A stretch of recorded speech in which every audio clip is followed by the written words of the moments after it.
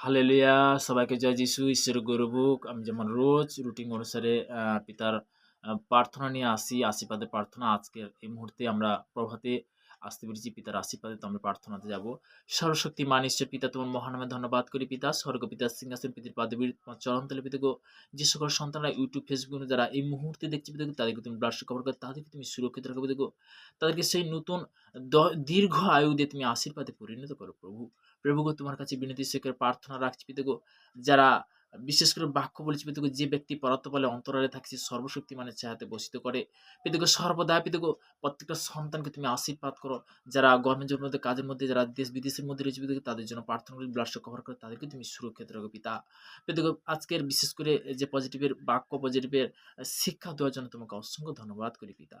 পিতা গো, সর্বদা বাক্য বলছে, হে ভূরিশ্রান্ত ভারাক্রান্ত লোক সকল আমার নিকটে এসে, আমি তোমাকে বিশ্রাম দেবো। আমার বিশ্বাস পিতা গো, প্রত্যেকটা সন্তানকে তুমি আশীর্বাদ করো, কৃপা করো পিতা। পিতা গো, সারা দেশ বিদেশের মধ্যে যারা এই মুহূর্তে যারা দেখছি পিতা গো, তাদেরকে তুমি আশীর্বাদ করো পিতা গো। যারা হাসপাতালে বেডরুমে অনাহারে বেসাহারে পড়ে আছে পিতা গো, তাদেরকে তুমি রোগ থেকে পিতা গো পরিত্রাণ করো, তাদেরকে তুমি সুস্থতার জীবন দাও পিতা। পিতা গো, আজকের যে শান্তি, যে যখন লিখিত সুষমা তার 14 শান্তি আমি তোমাদের কাছে রেখে যেতেছি, আমার স্থানে তোমার দান করেছি। জগৎ যেরূপ দান করে আমি সেরূপ দান করি পিতা গো। তুমি প্রত্যেকটা সন্তানকে পিতা গো, সে শান্তি তুমি দাও যিশু নামেতে, তাদের জীবনে পরিবর্তন নিয়ে আসো পিতা গো, তাদের জীবনে দীর্ঘ আয়ু তুমি নিয়ে আসো যিশু নামেতে, আমার চাহাত পিতা গো। এই প্রার্থনা মিষ্টি মেয়ের মহান যিশু নাসরের নাম থেকে চালাম, আমেন আমেন।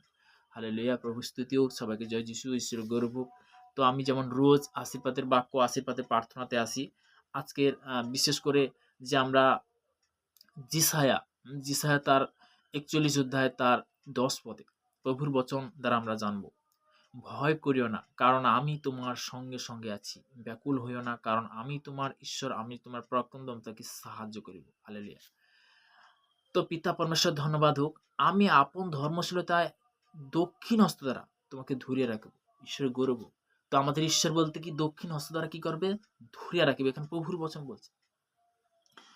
১১ পদে বলছে, দেখো যাহারা তোমার প্রতি কুপিত, তাহারা সকলে লজ্জিত ও ভিন্ন হইবে। হালেলুইয়া!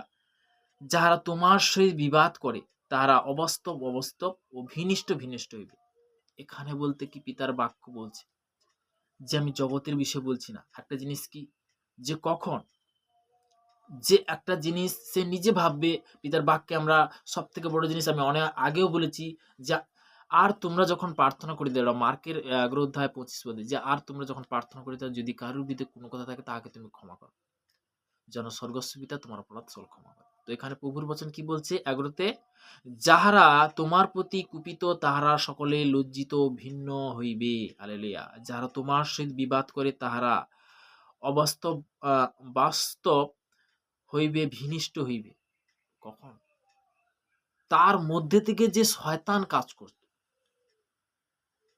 তার মধ্যে থেকে প্রত্যেকটা সন্তানের মধ্যে প্রত্যেকটা বলতে কি বিষয় বলতে কি, যে সুন্দর অসুন্দর দুটো আত্মা আছে। তো তেমনি বলতে কি, যে অসুন্দর যে আত্মা, অসুচি যে আত্মা, সেটা আর থাকতে পারবে না। সে সত্যিকারে জানবে যে এর মধ্যে সত্যি যে বলতে কি, যে ঈশ্বরের একটা গুণ, যেটা ঈশ্বরের সন্তান হয়। অনেক ব্যক্তি বলতে কি কুচোখে দেখে। তো তেমনি বলতে সেটা কে নিয়ে আসে? দুষ্ট নিয়ে আসে। আমি তো জানি ওই সন্তান সুন্দর। হালেলুয়া! প্রভু স্তুতি হোক। তো একটা জিনিস কি, যে মেইন জিনিস আমরা যেটা জানি না, সেটা বিষয় বলতে কি, তার জন্য কি করতে হয়? প্রার্থনা করতে হয়। তো তেমনি সে হয়তো সে বিষয় হয়তো সে জানে না।